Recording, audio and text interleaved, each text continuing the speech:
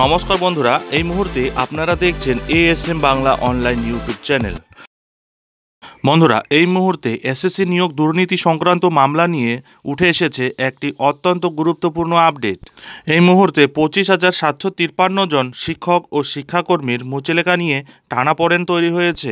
হ্যাঁ বন্ধুরা, একদমই ঠিক শুনেছেন। সম্পূর্ণ বিষয়টি আলোচনা করব এই ভিডিওর মাধ্যমে, তাই ভিডিওটি স্কিপ না করে শুরু থেকে শেষ পর্যন্ত অবশ্যই দেখুন এবং চ্যানেলে নতুন হলে চ্যানেলটিকে সাবস্ক্রাইব করে বেল আইকনটি বাজিয়ে অল নোটিফিকেশন অন করে দিন।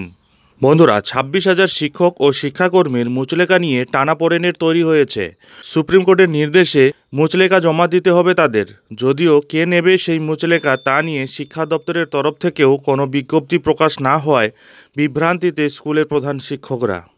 নিয়োগ দুর্নীতির মামলাতে সম্প্রতি কলকাতা হাইকোর্ট স্কুল সার্ভিস কমিশনের মাধ্যমে 2016 সালের পুরো প্যানেলই বাতিল করে দিয়েছিল।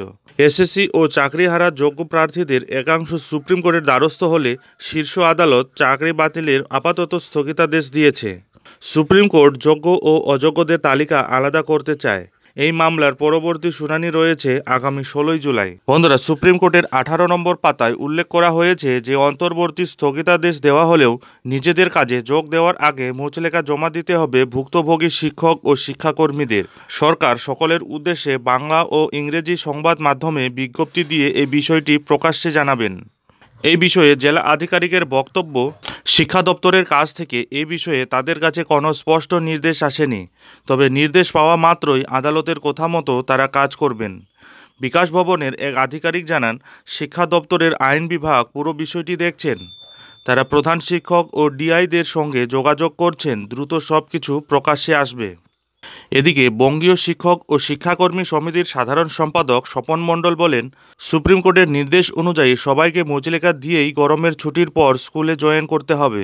যদিও বিষয়টা অত্যন্ত অপমানজনক, কিন্তু দুর্ভাগ্যজনক হলেও এটা সত্যি যে এই সরকার শিক্ষকদের এই অবস্থায় নামিয়ে দিয়েছে। তবে প্রধান শিক্ষক শিক্ষিকারা শিক্ষা দপ্তরের নির্দেশ না পেলে আগ বাড়িয়ে মুচলেকা দেবেন না। শিক্ষা দপ্তরের নির্দেশ অনুযায়ী তারা কাজ করবেন।